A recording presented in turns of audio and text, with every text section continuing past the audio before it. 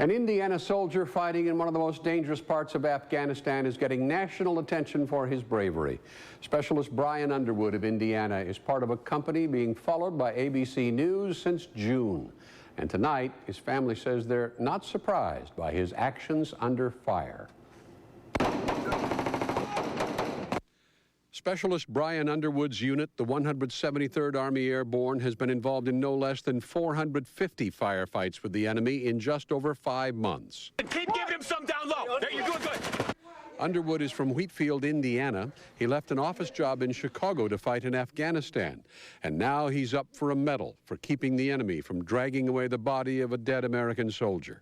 I like the camaraderie, but the constant firefights. I'm ready to go back to Chicago. There are positives. Letters from home. I got a letter from my girlfriend Taryn, and she always smell it. Yeah, she always makes it smell real good.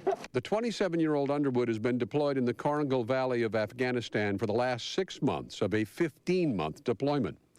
His unit is under frequent assault, and sometimes they cannot fire back because Al-Qaeda uses women and children as shields. They're on the roof of the building.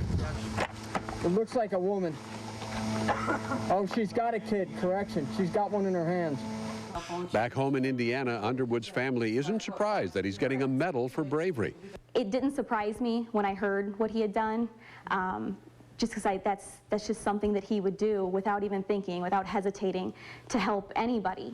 And they say it's important to Underwood to be there. We knew his character, that he would, hang in there and do his job.